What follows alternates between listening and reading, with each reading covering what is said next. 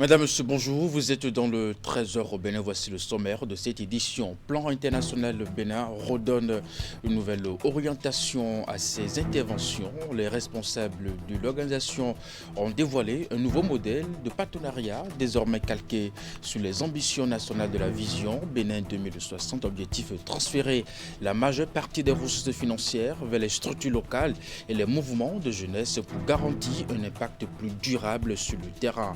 Ensuite, on parlera éducation dans ce Trésor au Bénin. C'est déjà les congés de détente dans les lycées et collèges. On fera le bilan du premier semestre avec notre invité en plateau, Alessandra Djinan, professeur et secrétaire général du syndicat national des enseignants du secondaire, technique de la formation professionnelle. Et puis enfin, la Ligue Atakura Donga de karaté-do est engagée pour la redynamisation de cette discipline sportive. Elle a initié un examen pour jauger le niveau des pratiquants de cette discipline sous la direction de Comelin Florentin Mokotan, maître ceinture noire d'Anne. Le jury composé des membres de la Fédération béninoise de karaté-do s'est chargé d'évaluer les enfants, jeunes et adultes. Et voilà pour vous le sommaire de cette édition. À nouveau bonjour et bienvenue si vous nous rejoignez. Plan international Bénin redéfinit son mode d'intervention au Bénin. Réunis à Cotonou, les responsables de l'organisation ont dévoilé un nouveau mode de partenariat désormais calqué sur les ambitions nationales de la vision Bénin 2060. Objectif transférer la majeure partie des ressources financières vers les structures locales et les mouvements de jeunesse pour garantir un impact plus durable sur le terrain entre rigueur de gestion et autonomisation des acteurs béninois. Voici les détails de cette nouvelle feuille de route avec notre équipe de rédaction. L'heure est à la mutation pour Plan International Bénin qui lance officiellement son nouveau modèle de partenariat. Désormais, l'action doit être plus proche, efficace et plus efficiente selon la directrice pays de l'institution. Le plan ne sera plus dans la mise en œuvre quotidienne, non. C'est les partenaires qui doivent prendre le relais. Et nous, on sera là pour les accompagner par rapport aux actions techniques, c'est-à-dire comment renforcer les capacités, comment les aider à chercher les fonds. C'est ça notre nouveau rôle dans cette dynamique qui est en train de changer. Ce changement tient compte de la réduction des financements au plan mondial. Il s'arrime aussi à la vision nationale Bénin 2060 à l'AFIA qui dessine un monde de splendeur. Pour le gouvernement représenté par le ministre Benjamin Hunkpati, cet alignement est le gage d'un partenariat mature. Le plan est toujours et fortement engagé de continuer à accompagner le gouvernement béninois dans sa vision. Tout est déjà tracé et c'est ce qui est très important au niveau de notre pays actuellement. Nous savons exactement où nous allons. Je pense qu'avec Plan, nous avons toujours pu nous aligner sur ça. Je ne doute point que l'exercice que vous êtes en train de faire actuellement va aboutir à ça. La stratégie 2025-2029 de Plan International travaille sur la diversification des partenariats. Plan International Bénin entend désormais transférer 70% de ses ressources aux partenaires locaux, incluant les organisations de jeunes. Il s'agit de réduire les coûts, mais en renforçant l'impact local et garantir une durabilité réelle, tant dans l'humanitaire que dans le développement. L'atelier qui a réuni tous les partenaires de Plan International Bénin insiste sur la rigueur et la redevabilité. Et puis je vous l'annonçais en titre, c'est déjà dans les lycées et collèges, et bien dans ce Trésor au Bénin, on va faire en plateau Alessandra Djinan. Il est d'abord professeur mais aussi secrétaire général du syndicat national des enseignants du secondaire et technique de la formation professionnelle.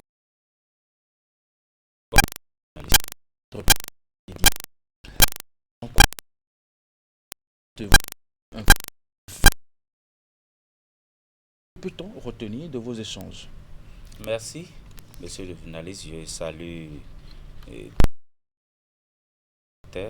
et notamment les enseignants, puisque je suis enseignant et il s'agit du système éducatif. C'est de cela que nous voulons parler. Donc, à la fin du premier conseil des professeurs se tiennent dans tous les lycées et collèges de notre pays, puisque c'est une réunion statutaire. Et l'objectif, c'est d'apprécier les résultats des promotions et les remédiations nécessaires. Et au niveau de votre collège, le CEGE Plateau, que nous avons tenu ce conseil le vendredi 20 février 2026 et lorsqu'on fait une analyse globale des résultats pour ne pas ennuyer les téléspectateurs, il faut dire que nous avons remarqué qu'au niveau de toutes les promotions, il y a des écarts négatifs. Des écarts négatifs parce que on compare les pourcentages et au pourcentage par exemple.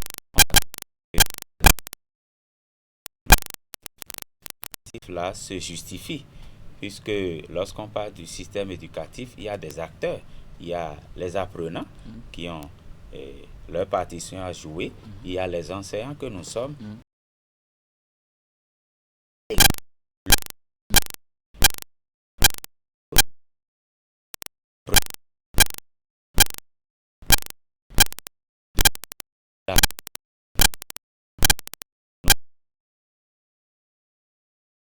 Parce que ce n'est pas un secret, hein. On constate que les apprenants développent des stratégies en matière de fraude et de tricherie et tout ça. Parce que lorsque vous prenez les promotions comme la 4e et la première, ce sont des promotions qui constituent des antichambres pour les classes d'examen, la 3e et la terminale. Mais surtout en première, on constate, même en 4e aussi, hein, des apprenants développent des stratégies pour tricher, ils forment des réseaux. Donc, des dispositions ont été prises pour empêcher, dans la mesure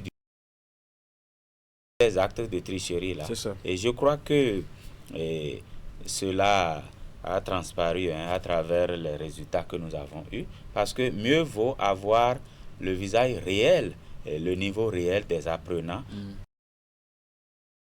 flatteur, et commencer à se plaindre par la suite dans les classes d'examen. Donc voilà globalement ce que nous avons constaté, et on a pris des mesures pour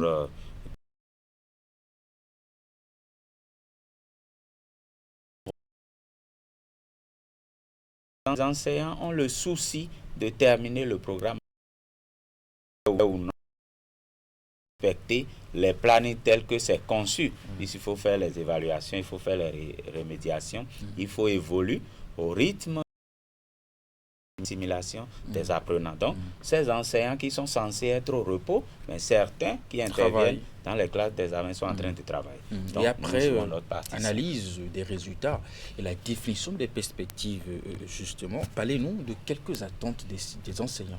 Justement, parce que j'ai dit tantôt que tout se tient, on ne peut pas parler de fin du semestre et tout, sans parler. Quel est l'état?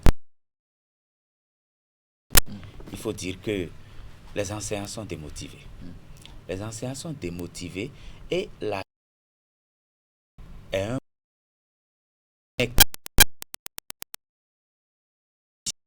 échéance de notre système éducatif. On ne le souhaite pas. Lorsque nous prenons la situation des AME, les AME qui constituent plus de du personnel enseignant au niveau des différents sous-secteurs, maternelle, primaire, enseignement secondaire, technique et de la formation professionnelle. Mais vous n'êtes pas sans savoir que c'est le gouvernement qui a promis le reversement des AME en agents contractuels de droit public de l'État. Ça fait bientôt 4 ans. Mais tout récemment, nous avons écouté le porte-parole du gouvernement. À nouveau, les AME à la patience. Mais situation très très décourageante, parce que quand les collègues ont eu cette information-là, mais ils sont devenus déboussolés, malheureux, et cela se justifie. Et la rassurer aussi de ce que ce n'est pas un oubli. Lorsqu'on a fait une promesse depuis 4 ans, et que nous savons que la fin du mandat dans 2 mois, mais est-ce que c'est le prochain gouvernement qui va régler ce problème, qui va procéder au reversement? Parce qu'il n'y a pas eu de recrutement pendant 10 ans. On l'espère bien. Le reversement a été promis. Ce n'est des AME. On ne peut pas dire que ce sont ces jeunes. Ceux qui disent ces jeunes-là, non. Il y a des AME qui ont plus de 50 ans. Il y en a qui ont 55 ans. Donc, même quand on va procéder au reversement, il y en a qui ne pourront même pas bénéficier d'une retraite proportionnelle parce que l'âge est avancé. Mais cela porte à croire qu'on est en train de sacrifier une génération parce que l'âge avance et qui sont complètement désespérés parce que chaque année, on dit on n'a pas oublié. Chaque année, on dit qu'on n'a pas oublié. Ce que moi, je voudrais croire, c'est que le président Patrice Talon va poser un acte salvateur dans ce sens avant de passer la main. Et l'acte à poser, c'est de procéder au reversement. Un comité a été 23 parce que en décembre 2022, si mes souvenirs sont bons, un comité interministériel. Et lorsqu'on se renseigne, les informations qu'on arrive à glaner, c'est que, bon, on est en train d'y travailler, les dispositions sont en train d'être prises, mais on ne constate rien au point où on demande encore aux concernés. On tient debout en réalité parce que les agents de l'État font valoir leurs droits à une pension de retraite. Et il faut procéder à ce reversement, même si on veut considérer comme une transition agent de l'État, mais il faut quand même légiférer dans ce sens-là, procéder pour rassurer les collègues enseignants qui sont dans cette situation depuis bientôt 7 ans. Elles se voient. Donc, voilà pour ce qui concerne les AME. Mais en dehors des AME, les enseignants contractuels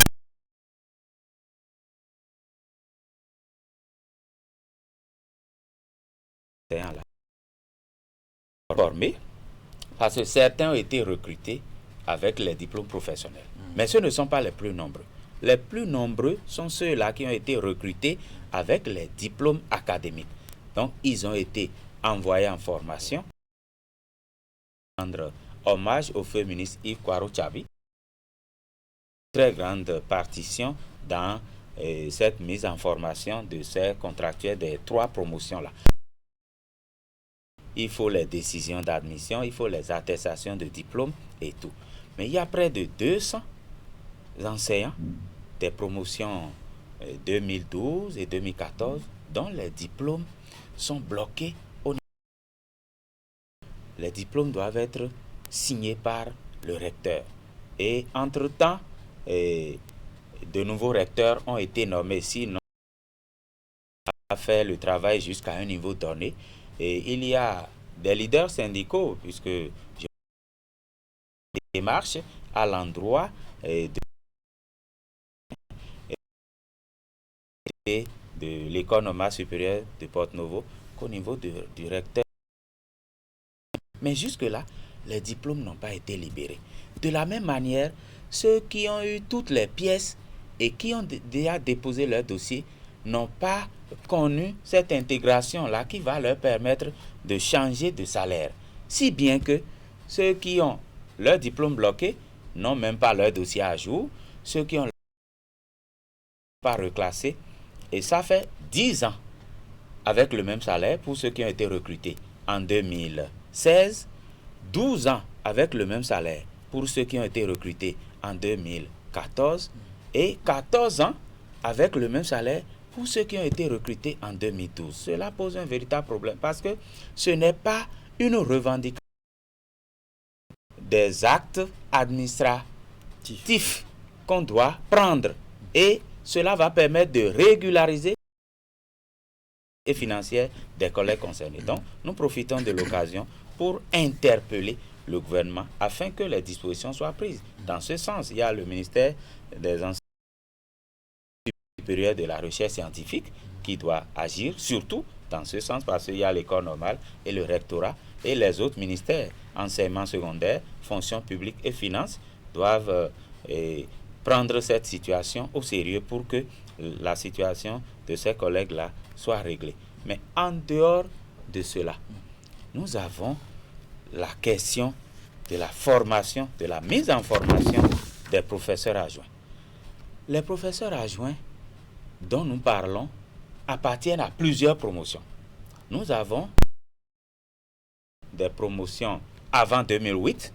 Nous avons les professeurs adjoints des promotions 2008, 2009, 2012, 2014 et 2016 aussi. Parce que les tests ont pris pour qu'on envoie en formation passer 3 ans dans la catégorie A échelle 3. Ça, c'est prévu par le décret 2015-592 du 21 novembre 2015 portant statut particulier des corps des personnels enseignants de l'enseignement du second degré. Mais depuis plusieurs années qu'on est en train de poser ce problème-là, la mise en formation n'est pas encore devenue une réalité. Et nous avons constaté que ce déficit de professeurs certifiés est en train d'avoir un impact très négatif sur le système éducatif béninois. La preuve, c'est que le gouvernement de notre pays,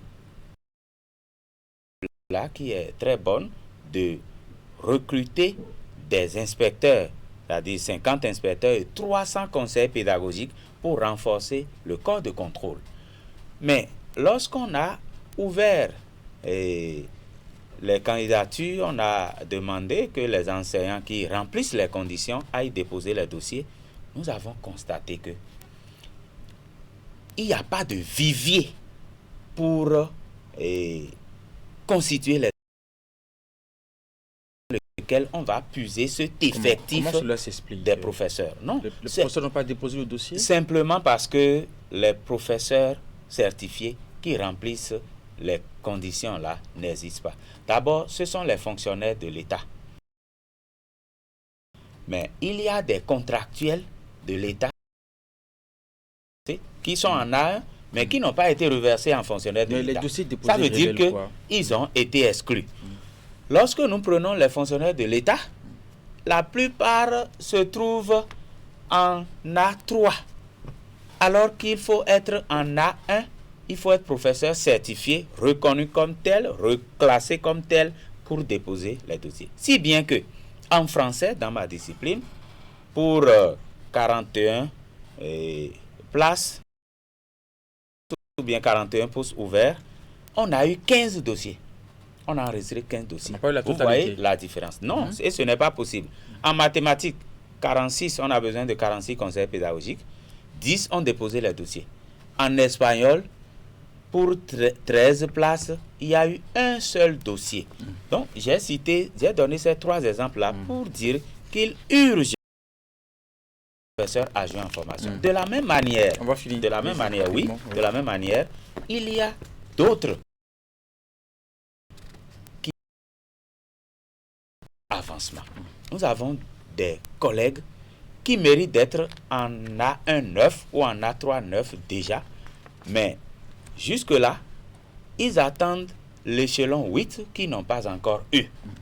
Et à ce niveau-là, nous intervenons la fonction publique qui doit jouer sa partition pour que cette situation soit débloquée. Et parlant d'échelon aussi, tous les agents de l'État du Bénin sont bloqués à l'échelon 11. C'est une situation liée à la loi 2017 portant statut général de la fonction publique. Merci. Monsieur le journaliste, il faut une émission spéciale. Merci à vous, monsieur Alessandre Adjinan, du syndicat national des enseignants du secondaire, technique de la formation professionnelle. Merci de votre disponibilité. Cette édition se poursuit. Le président du Conseil économique et social, Conrad Baguidi, a lancé dans la matinée de ce mardi devant une ode de personnalité les travaux de la première session ordinaire du CES au titre de l'année 2026, en dehors des prérogatives de l'institution et dans le cadre de ses missions constitutionnelles de conseil conseil et de dialogue, le CES a décidé d'ouvrir cette année un espace de concertation pour analyser les enjeux liés à l'adéquation entre la croissance économique et le bien-être social et formuler aux besoins des recommandations justement au pouvoir public. Voici le compte rendu. La première session ordinaire du Conseil économique et social pour le compte de l'année 2026 s'ouvre dans un contexte particulier. Soutenu dont le Bénin fait preuve depuis quelques années, contraste avec la persistance de la cherté de la vie et des difficultés d'accès des populations aux biens et services essentiels. D'où l'urgence de reconsidérer les déterminants matériels et sociaux du bien-être. Laquelle urgence justifie la mise en place du FONACES, Forum national du Conseil économique et social, qui portera cette année sur le thème « Panier citoyen et bien-être ». Premier, de porter les doléances de nos concitoyens auprès des pouvoirs publics. C'est une obligation morale et structurer la vie collective en organisant la solidarité, l'éducation, la justice sociale et la protection sociale. Ce forum national s'inscrit parfaitement dans cette dynamique puisqu'il s'agira d'établir un référentiel consensuel sur le panier citoyen et formuler des recommandations opérationnelles pour renforcer le bien-être des populations. Il s'agira spécifiquement d'analyser les leviers d'amélioration du bien-être à travers le renforcement du pouvoir d'achat et l'accès aux biens essentiels, la promotion de la production locale et de nouveaux modes de consommation, l'amélioration du bien-être au travail et le développement d'une protection sociale inclusive et efficace. Pour le président du Conseil économique, social, environnemental et culturel de la Côte d'Ivoire, l'organisation du FONACES illustre parfaitement la volonté de l'Assemblée consultative béninoise de se saisir des préoccupations qui rythment le quotidien des populations afin de proposer des solutions concrètes aux besoins essentiels de la société. Les travaux du FONACES s'ouvrent ce 25 février 2026. Il constituera la première session ordinaire. Près de 300. Le nouveau maire de la commune de Djidja a pris officiellement ses vices. Il a promis poursuivre les œuvres entamées par son prédécesseur et fait davantage pour le rayonnement de la commune de Grenier du Zour. Le nouveau patron de l'exécutif de Djidja a pris fonction au cours d'une cérémonie officielle. Voici les images. Après des années d'engagement de dons de soi et de services rendus à la population, Mathias Sagnou passe le témoin à Martin Katakenon. Celui qui prend les rênes de la commune de Djidja pour les 7 prochaines années appelle d'ores et déjà à l'union des filles et fils de continuer l'œuvre de construction et de développement de Djidja. Ce qui comptera, ce n'est pas seulement la durée de notre mandat, mais la profondeur que nous laisserons dans la vie de nos populations. En quittant aujourd'hui les fonctions de maire, nous ressentons une profonde gratitude. Servir Djidja fut un honneur exigeant. Durant notre combat, nous avons œuvré avec conviction pour le développement de notre commune. Les défis étaient nombreux, les moyens parfois limités, mais notre volonté était constante. Faire avancer Djidja. Pour le nouveau maire, l'union des filles et fils de Djidja est une force, un levier puissant pour la transformation économique durable. Elle va permettre de faire face avec succès au chantier de l'éducation, de production, d'aménagement du territoire et de l'urbanisation, de la sécurité, d'accès aux services sociaux de base, l'emploi des jeunes et autres. Mettons de côté nos différences. Djidja ne nous demande pas de choisir entre nos couleurs politiques. Elle nous demande de choisir l'intérêt commun. Djidja ne nous demande pas seulement de rêver ensemble, agir ensemble et réussir ensemble. Les élections sont terminées. Nous allons travailler la main dans la main pour que Djidja transforme son potentiel en prospérité partagée. Un programme, une feuille de route qui n'attend qu'à être mise en œuvre. Et pour que cela se réalise, le nouveau maire de Djidja veut compter sur la diaspora, les filles et le pouvoir central. La commune de Kandi a vécu un moment du plus grand abattoir moderne de la de dernière génération destiné à renforcer la chaîne de valeur du secteur de l'élevage et à garantir aux populations des formes aux normes sanitaires. Voici le compte rendu. La commune de Kandi, chef-lieu du département de la Liborie et important centre agricole du nord du Bénin, a franchi une nouvelle étape dans le renforcement de ses infrastructures un abattoir moderne. Ce joyau d'une telle envergure contribuera à régler considérablement le problème local de chômage des jeunes et des femmes, à améliorer les revenus, les différents emplois des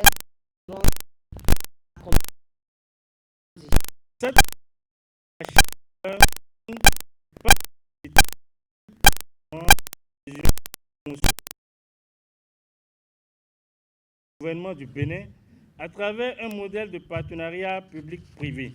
Le promoteur de l'abattoir a présenté les caractéristiques techniques du site qui font de cette infrastructure la plus importante de la sous-région. Installé sur 15 hectares extensibles, dont 5 hectares occupés par la ferme expérimentale. Lors de son allocution, le ministre de l'Agriculture, de l'Élevage et de la Pêche a souligné l'importance stratégique de l'élevage.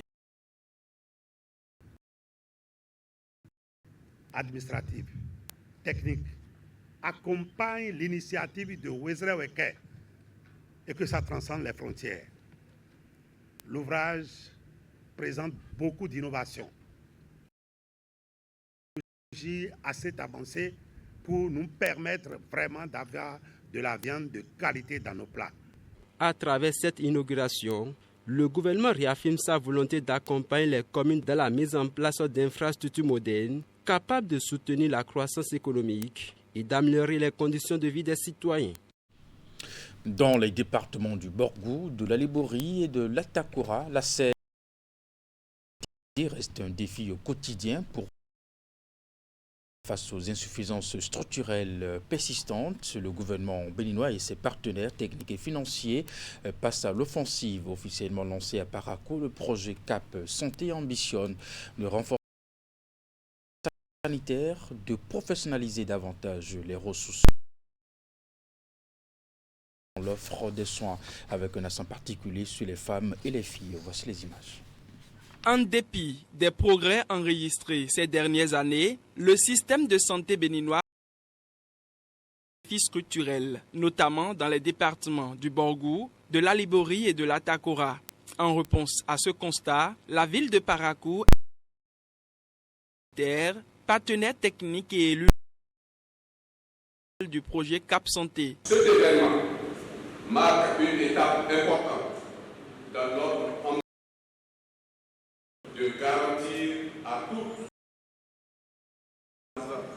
un accès équitable à des services de santé de qualité.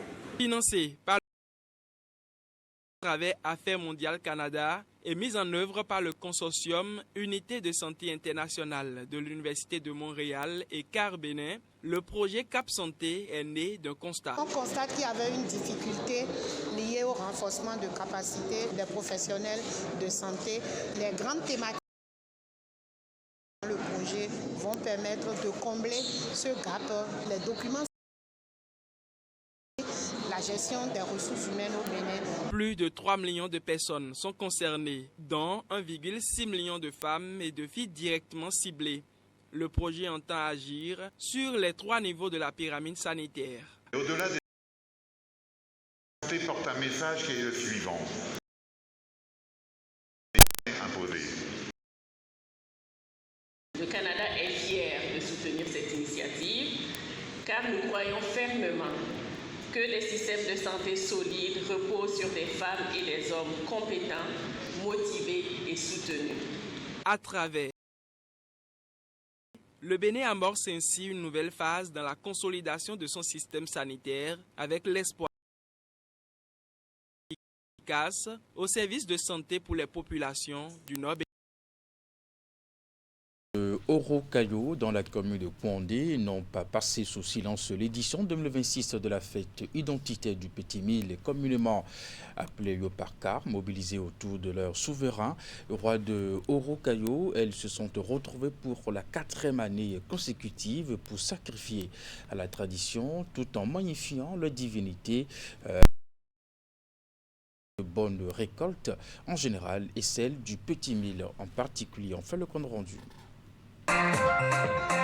Il ne s'agit pas d'un bal poussière, mais plutôt de la fête identitaire du Yopaka, édition de 2026 à Orukayo, un arrondissement de Kouandé.